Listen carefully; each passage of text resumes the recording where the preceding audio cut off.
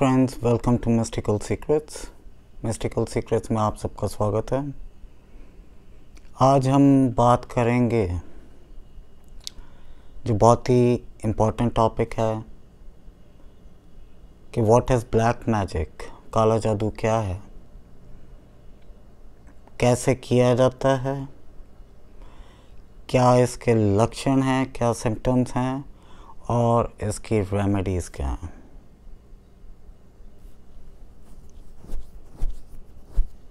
तो काला जादू हर कल्चर में, चाहे वो वेस्टर्न सोसाइटी है, चाहे वो यूरोपियन सोसाइटी है, चाहे वो अफ्रीकन सोसाइटी है, चाहे वो मिडल ईस्ट है और चाहे वो इंडिया ही है, सब जगह जादू का प्रचलन है। हर जगह मैजिक किए जाते हैं, वेस्टर्न सोसाइटी में स्पेल्स किए जाते हैं और वेस्टर्न कंट्रीज़ के अंदर सीक्रेट सोसाइटीज़ हैं। जो स्पेल कास्टर्स होते हैं वो अपना एक ग्रुप बनाते हैं जिसको हम कवन कहते हैं। तो जो एनर्जी होती है वो जॉइंट होके वो स्पेल्स करते हैं अपने। ऐसे ही मिडल ईस्ट के अंदर सीक्रेट सोसाइटीज़ हैं जो एंटिटीज़ को पकड़ते हैं, चाहे ज़बरदस्ती पकड़ते हैं, चाहे वेलकम करते हैं, जैसे ही पकड़ते हैं फिर वो उनकी बोलियां लगती हैं। मैं ज़्यादा डिटेल में नहीं जाऊंगा सीक्रेट सोसाइटीज़ के बारे में, क्योंकि हमने सिर्फ जो टॉपिक ऑन हैंड है उसी को ही हमने डिस्कस करना है। अब जैसे राजस्थान है, राजस्थान के अंदर मारण तंत्र का बहुत प्रयोग है। मध्य प्रदेश है, वहाँ पे मारण तंत्र का बहुत प्रयोग है। स्पेशली जो ट्राइबल एरियाज़ हैं जिनके पुरानी जनरेशन्स चलती आ रही हैं, जिन्होंने काला जादू सीखा हुआ है। जितने भी तांत्रिक प्रयोग होते हैं ये सारे गुप्त होते हैं। जितनी भी हमारी पहुंची सिद्ध पीठें हैं वहाँ पे सारे तांत्रिक प्रयोग किए जाते हैं।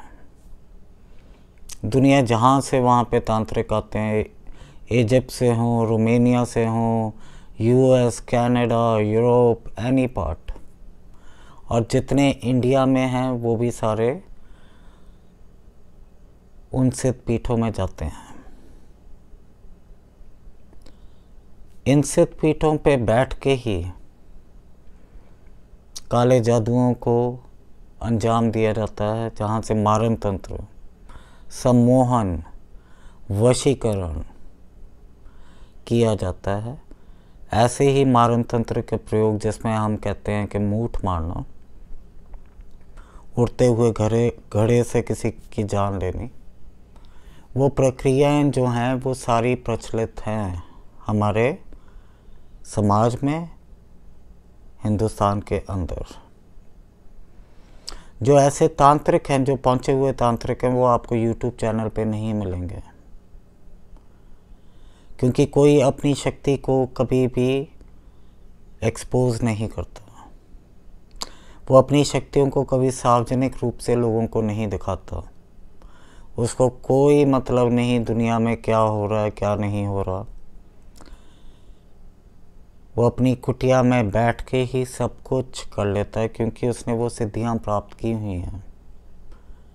सिद्धियां कभी भी सार्वजनिक नहीं की जाती हैं।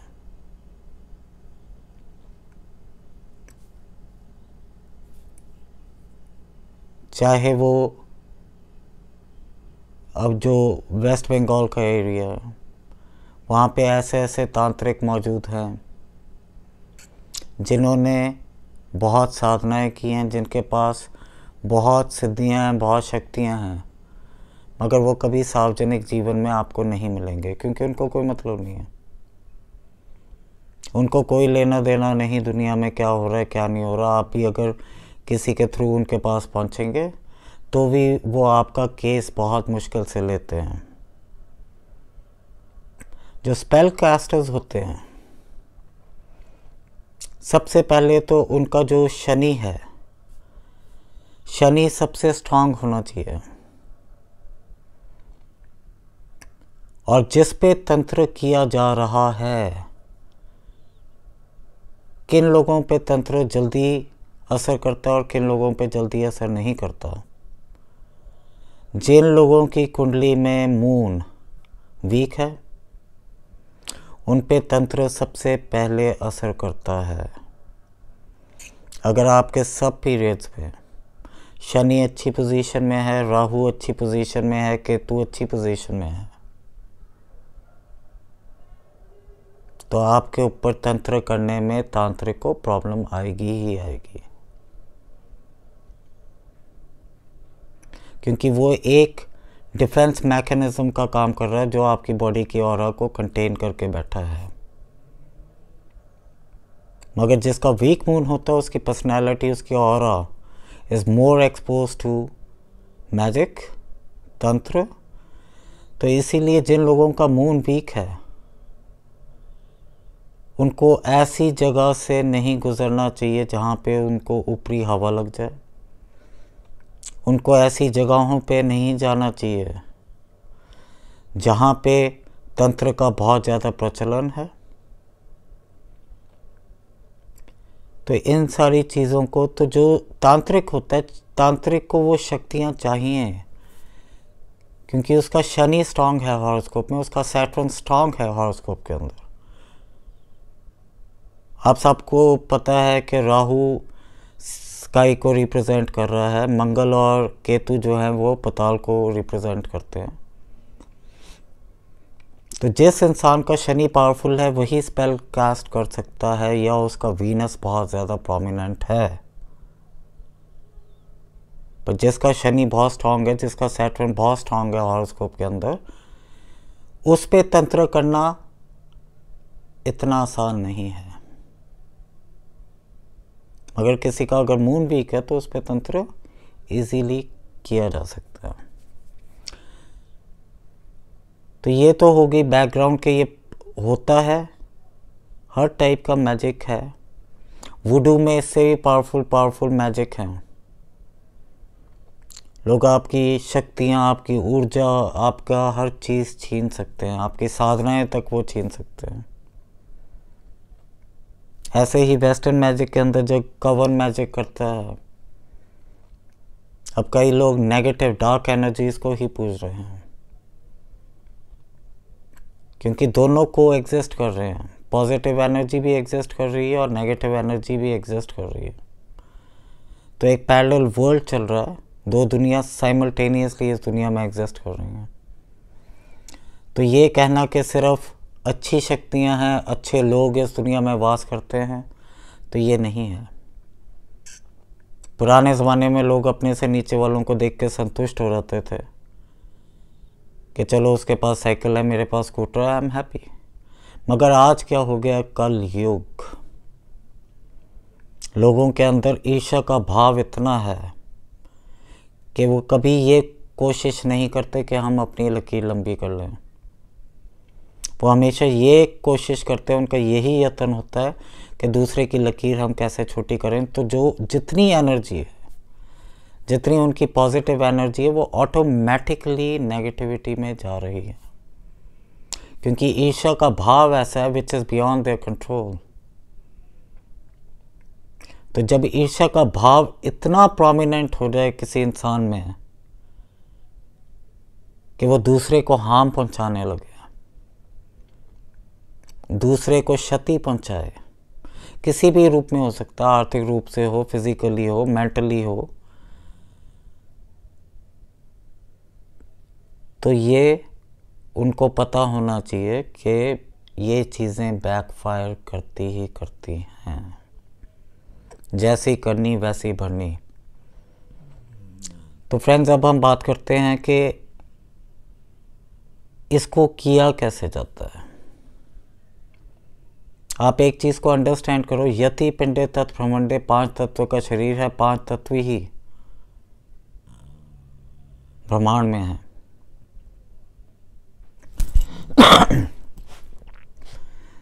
तो जो 5 तत्व ब्रह्मांड में हैं और जो 5 तत्व हमारे शरीर के अंदर हैं, हमें हमेशा अच्छी सोच से, पॉजिटिविटी से अपने 5 तत्वों को यूनिवर्स से अलाइन करना पड़ेगा, 5 एलिमेंट्स ऑफ द यूनिवर्स।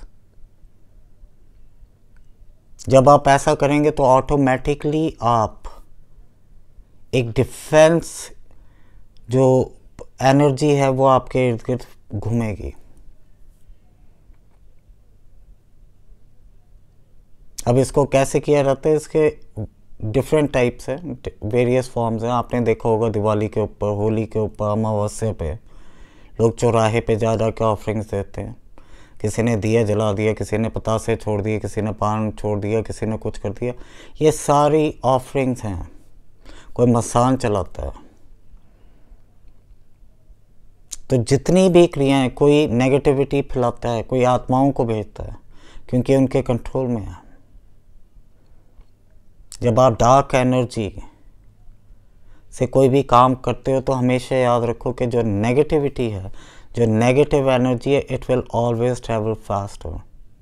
आप घर बनाते हो, घर बनाने में समय लगता है, उसको तोड़ने में आप घर को 2 दिन में तोड़ सकते हो। तो किसी चीज़ को क्रिएट करना, क्रिएट का मतलब मैं इसको रिलेट कर रहा हूँ विद पॉजिटिविटी। किसी चीज़ को आप जब क्रिएट करते हो तो उसमें you are putting in more efforts, you are putting in more time as compare to negative चीज़ों में। ऐसी ऐसी क्रियाएं होती हैं, ऐसे ऐसे तंत्र में प्रक्रियाएं हैं कि एक इंसान एट अ टाइम 20 जगह उपस्थित हो सकता है। ये छुपे हुए जादू हैं जो सार्वजनिक नहीं किए जाते। लोग फ्लाई भी करते हैं, एस्ट्रल प्लेटफॉर्म पे जाके अपने शरीर को त्यागते भी हैं, पर वो आपके अंदर ऊर्जा होनी चाहिए, वो अंदर आपके एनर्जी होनी चाहिए कि आप अपनी बॉडी के अंदर द्वारा प्रवेश कर सकें। तो अधूरा ज्ञान जो होता है वो डेंजरस होता है। तो काला जादू किया कैसे जाता है और लोग क्यों करते हैं? पहला रीज़न तो ये है कि ईर्ष्या, वन साइडेड लव। ये हमारे सम्मोहित हो जाए, किसी से काम निकलवाना, किसी पे वशीकरण कर देना, ये जितनी क्रियाएं हैं कैसे किया जाता है? पहला जो प्रोसेस है वो खिला के किया जाता है। मैं आपको डिफरेंट सिनेरियोस बताऊंगा कि हाउ इट इज़ डन। तो पहला तो होता है कि आप किसी प्रकार की भी कोई भी मिठाई ले लीजिए which is white in colour, मावा हो, खोया हो, दूध की बनी कोई चीज़ हो, आप उसको अभिमंत्रित करके आप अपने टारगेट को, अपने सब्जेक्ट को खिला दीजिए, क्योंकि उसके अंदर इतनी पावर है मंत्रों की कि वो उसके अंदर शरीर में जाके टिक जाएगा। दूसरी जो चीज़ होती है जिसके थ्रू ये किया जाता है, अगर कोई वशीकरण कर रहा है, कोई सम्मोहन कर रहा है, तो फ्लावर्स का उपयोग किया जाता है। कोई भी कलर का जिसमें फ्रेग्रेंस अच्छी है, इत्र के द्वारा, मोगरा हो, रोज़ हो, कुछ भी हो, उसके थ्रू सम्मोहन वशीकरण की क्रियाएं की जाती हैं। उड़द की दाल से, जिसको हम मूठ चलाना कहते हैं, जिसके अंदर उड़द दाल और 3-4 चीज़ें उसमें मिला के वो मटका उड़ता है और अपने टारगेट को वो 3 दिन ढूंढता है। तो जो आपका डिफेंस है, ये सारी चीज़ें हैं जिससे पान से किया जा सकता है, पतासे से किया जा सकता है, किसी भी चीज़ से ये चीज़ें की जा सकती हैं, जो भी नेगेटिविटी है। ग्रेवयार्ड से ले आइए, कब्रिस्तान से उठा लाइए धूल, उससे कर दीजिए, उधर से डर्ट उठा लाइए, शमशान में जाके ऑफरिंग दे आओ, तो भी काला जादू हो सकता है। अब इसके रीजंस तो ये हो गए कि किसी ने आपसे जेलसी की, किसी ने आपसे दुश्मनी की, किसी ने आपको पाने की हसरत रखी, मगर हमेशा याद रखो जो सम्मोहन वशीकरण है वो जो लोग आके कहते हैं कि आप इलायची इसको खिला दीजिए उसको खिला दीजिए, दैट इज़ ऑल नॉनसेंस। अगर वशीकरण इतना इजी होता, सम्मोहन इतना इजी होता, तो कोई भी टॉम डिक हैरी उसको कर रहा होता बैठ के। अनपढ़ता नहीं, उसके पीछे लॉजिकली आप सोचिए कि फिजिबल है, इट इज पॉसिबल है, यस, होता है, होता है। महाविद्या के थ्रू भी होता है।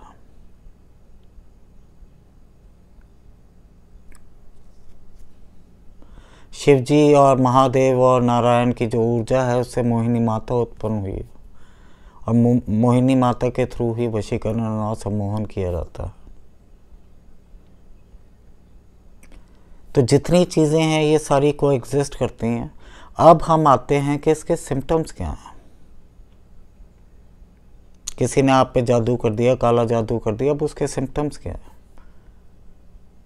सिम्टम्स ये हैं कि आप, फर्स्ट सिम्टम जो है कि आपका कहीं पे भी फोकस ख़त्म हो जाएगा। आप ऑफिस में रहते हो, आप खुश हो, आप अपने काम पे ध्यान दे रहे हो, the moment you enter your house, आप घर में आते ही आपको एक तरह की बेचैनी, दीवारें भी आपको खाने को दौड़ती हैं। ये तो हो गया। कुछ सिम्टम्स बताऊंगा जो, क्योंकि हम सारे सिम्टम्स को कवर नहीं कर सकते। सेकेंड सिम्टम होता है विदाउट एनी रीज़न। आप किसी लीगल ट्रबल में पड़ जाइए, आप किसी एक्सीडेंट में हो जाए, मतलब कोई भी नेगेटिव एस्पेक्ट आपकी लाइफ में जो पहले नहीं घटित हो रहा था, ऑल ऑफ अ सडन वो घटित होना शुरू हो गया। आपके घर में कलेश हो रहा, आपको सारे धुतकार रहे हैं, उनका ट्रस्ट आपसे ख़त्म हो रहा है, वो आपको अवॉइड कर रहे हैं, they hate you because of your personality now. जो लोग आपको प्यार करते थे, जो लोग आपको चाहते थे, अब वो ऑटोमेटिकली आपसे दूर हो रहे हैं, आपको इग्नोर कर रहे हैं, आपको अवॉइड कर रहे हैं।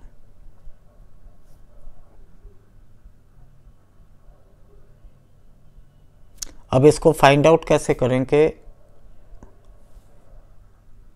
अब जो थर्ड सिम्टम है आप इसको कैसे फाइंड आउट कर सकते हो साइंटिफिकली, लॉजिकली। कैसे आप इस चीज़ को फाइंड आउट कर सकते हो कि आप काले जादू का शिकार हो चुके हो? सबसे पहले तो आप एक नींबू ले लीजिए, हरे रंग का हो, जिसको लाइम कहते हैं। लाइम को आप अपने बेड के नीचे रख दीजिए, तकिए के नीचे रख दीजिए, और जब आप सवेरे उठें तो आप देखें कि उसका अगर कलर चेंज हो गया, तो इसका मतलब ये है कि आपके ऊपर किसी ने कोई क्रिया कर रखी है।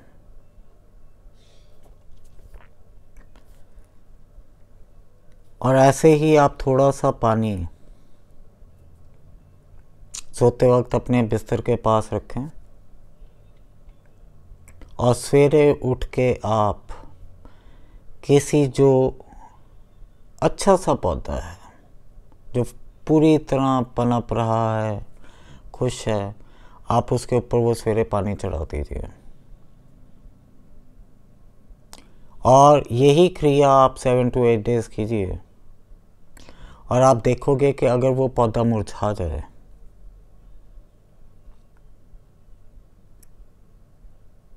तो इसका मतलब कि आपके ऊपर किसी ने तंत्र किया हुआ है।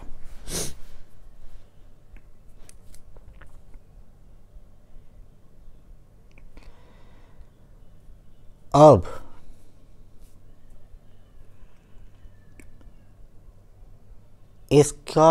इससे हम कैसे बचें,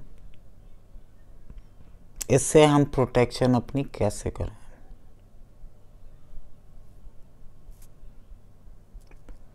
सबसे जो इजीएस्ट वे है, जब आपको पता लग गया कि there is a negativity, this is very interesting. जैसे आपने किसी से काम करवाना होता है, आप नेगेटिव साइकोलॉजी का इस्तेमाल करते हो, तो वही लॉजिक लेके आपने जीवन में चलना है। आप घर आए, आपने 2-3 दिन ऑब्जर्व किया कि बिना रीज़न के कलेश हो रहा है, बिना रीज़न के आपको अनईजीनेस हो रही है, घबराहट हो रही है घर में आते ही। आप आते ही शावर जो चीज़ आपका मन नहीं कर रहा करने को, आप उसी को करो। This will break the ice. सबसे इजीएस्ट वे। जो चीज़ आपको करने में जिसमें आपका दिल नहीं लग रहा, आप वही करो। आप म्यूज़िक प्ले करो, आप अच्छा शावर लेके फ्रेश होके बैठ जाइए, म्यूज़िक सुनिए और खुश रहने का प्रयत्न करो। क्योंकि अगर काला जादू है, किसी ने आपके ऊपर किया हुआ है, तो आपको नाइटमेयर्स आने ही आने हैं, बुरे सपने आपको आने ही आने हैं, आपकी एनर्जी ड्रेन होनी ही होनी है। और ज़रूरी नहीं है ये काले जादू से ही हो, क्योंकि ईविल आई भी है, लोगों की नज़रें भी लगती है। आपने देखा होगा पुराने ज़माने में जो हमारी दादियाँ परदादियाँ या नानी ग्रैंड मदर्स थी, उन्होंने, वो लोग क्या करते थे, वो लाल मिर्च लेके उतारा करके जला देते थे। तो ये जो प्रोटेक्शन की चीज़ें हैं, ये पुराने ज़माने से चलती आ रही हैं, क्योंकि ये आज नहीं एग्जिस्ट की, ये बहुत देर से चलती आ रही हैं। दूसरी चीज़ है कि अगर आप को किसी भी चौराहे से गुजर रहे हैं, वहाँ पे कोई भी ऑफरिंग रखी हुई है, कोई भी चीज़ वहाँ पे रखी है, तो उससे अपना बचाव कीजिए। कोई भी ऐसे स्थान में ना जाइए जहाँ आपको लगता है कि तांत्रिक क्रियाएं होती हैं, तंत्र का प्रयोग किया जाता है। उन चीज़ों को आप अवॉइड करो, क्योंकि वहाँ पे वही नेगेटिव एनर्जीज बैठी हैं, और वो ज़रूरी नहीं है कोई खुली होगी एनर्जी तो वो आपके पीछे ही पड़ सकती है, जिसको ऊपरी या हवा कहते हैं।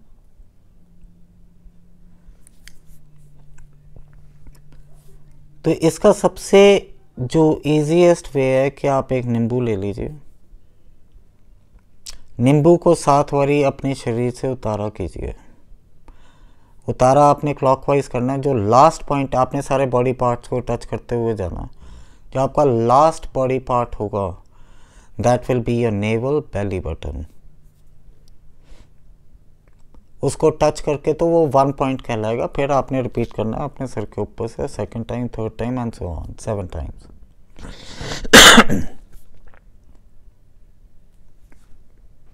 दो लौंग ले लीजिए, 2 लौंग से 7 बारी उतारा कीजिए। उसको 2 कपूर की टिक्कियाँ रख के अलग अलग लौंग को घर के बाहर जाके जला दीजिए।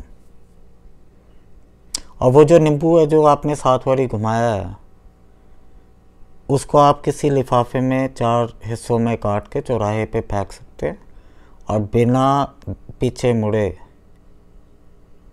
आप घर को आइए, अपने हैंड्स वगैरह वॉश कीजिए और carry on with your life. तो पहला नींबू का उपाय हो गया। दूसरा उपाय जो हो गया वो लौंग का हो गया कि लौंग से आप कैसे उतारा कर सकते हैं। तीसरा जो उपाय है वो है कि पारद का शिवलिंग,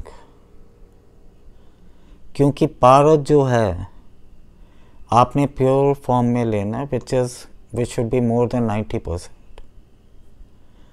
क्योंकि लोगों ने बहुत फैलाया हुआ है कि जी ये पारद, किसी में 40% पारद है, किसी में 50% पारद है, किसी में 70% पारद है।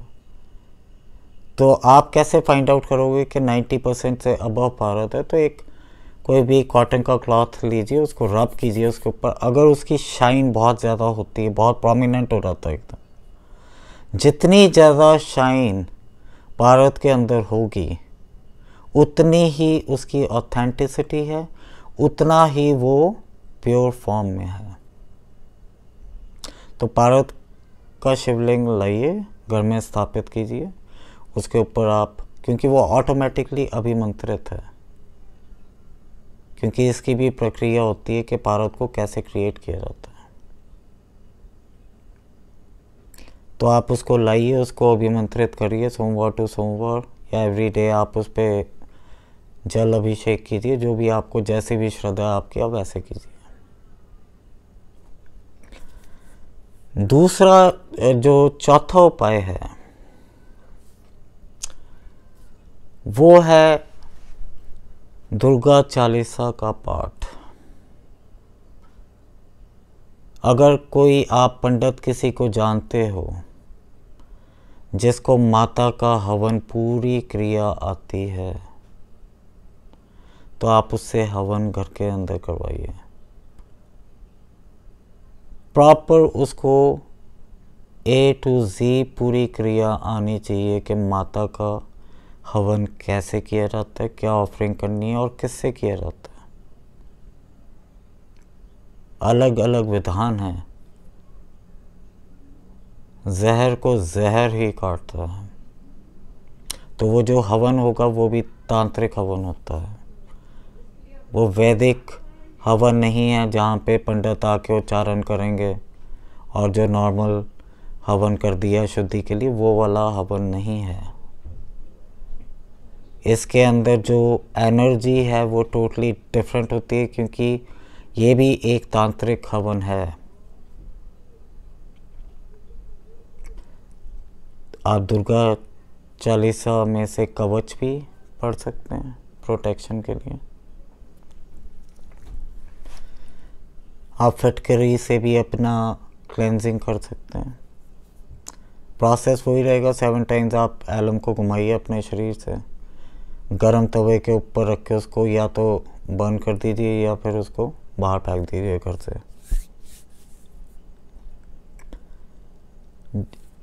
अगर सपोज करो कि आप जो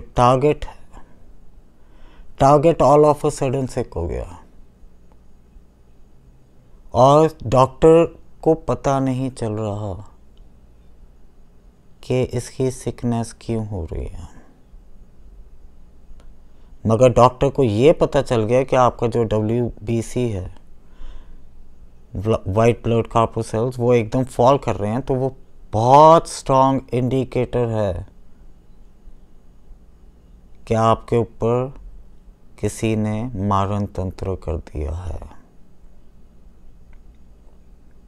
जब आपकी बॉडी का WBC काउंट एकदम फॉल करना शुरू हो जाए विदाउट एनी रीज़न, तो आप ये समझो कि वो काला जादू नहीं है, वो मारण तंत्र है। मारण तंत्र जो शमशान में बैठ के किया जा रहा है, उसको फाइंड आउट करना बहुत मुश्किल होता है, क्योंकि वो गुप्त विधि से किया जाता है। तो उसके लिए आपको वही उतना ही पावरफुल आपको एक नॉलेजेबल पर्सन चाहिए जो उसकी काट कर सके। तब ये इलायची कपूर वगैरह से कुछ नहीं होने वाला।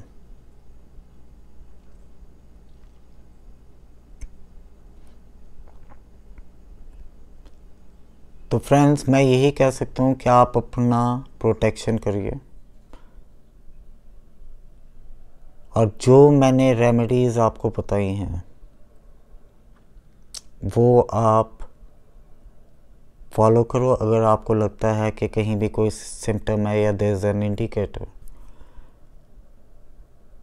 और बहुत लक्षण होते हैं, बहुत सिम्टम्स होते हैं, हम ज़्यादा इसको ड्रैग नहीं कर सकते क्योंकि video will be too long. इसका सेकंड पार्ट बना दूंगा मैं। तो friends, I hope you like the video, और आपके कोई भी क्वेश्चंस हों आप मुझे ईमेल कर सकते हैं। And thanks for watching. Please like, share and subscribe to my channel. जय श्री राम।